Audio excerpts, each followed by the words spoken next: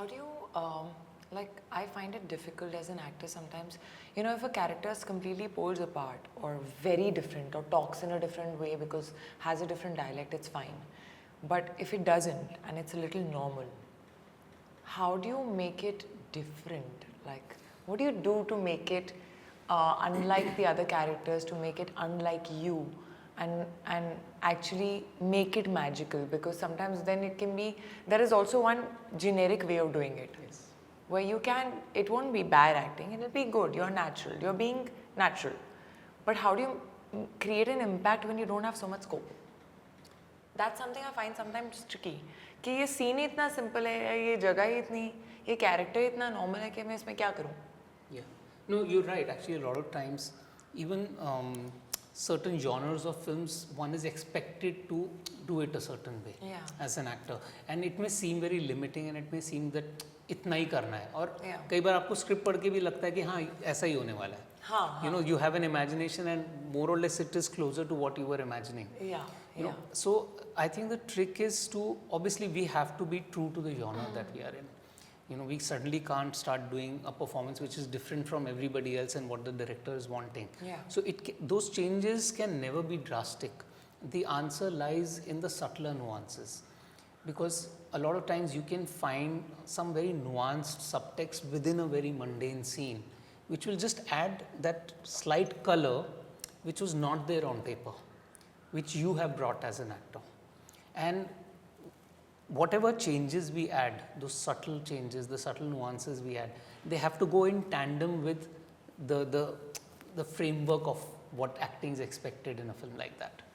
You know, so sometimes even the small things can make a huge difference, because it's not always that bigger things will make a big change. Sometimes even the small things can make something very big. You know, something as simple as the moment you decide, okay, this character will never look in anybody's eyes when they speak. Because he's arrogant or whatever. For whatever reason. I'm just saying, let's say the motivation on paper, you've read it and you've read it and you've read it, and now you started understanding what this part is, and you're like, you know what, this girl will actually not look in somebody's eyes when she speaks. For whatever reason. You know, maybe she looks, you know, closer to shoulder or slightly like here, but whatever her reason. And it will change how you're going to do the whole scene. It will still be the same, but it will change something. So it's about those small things. Like, you know, Irfan sir used to do that. Like, I always noticed in his performance, like, even like the basic scenes, something he will do and he is so watchable that, you know, the scene is not so much about him, but whatever he's done, or even when he's listening, like just his reactions and something, I just always couldn't make out what that something was. You know, how do you like? Yeah, no, you're absolutely right. In fact, one of the things that you immediately connect with when Irfan sir acts is that he's very comfortable in his skin. And that's the first takeaway when I watch him. You know, that, oh, this man Assured also. is so self-assured and so comfortable, and also you sense that there's a complete acceptance of the self in that moment. And that man is willing to be in that moment with full acceptance of that moment and himself. And trust me, this one thing can take an actor really far.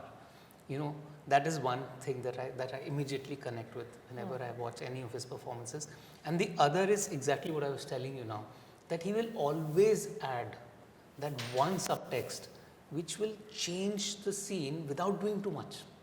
It will be so subtle and nuanced, yet it will not be what you expect it to be. It won't be basic. It will surprise you in some form or the other. And more often than not, those things are more internal. They're never external. You know, these nuances and the subtext that we're speaking about, it's about actually what thoughts are going on in your head, or what is your interpretation of this scene, and how are you looking at this character. Even the smallest of shift can really change the outcome of the scene from your character's perspective. So, and that's what you always notice, that there is always some subtext, and often a deep subtext that he's working with when he's playing a character.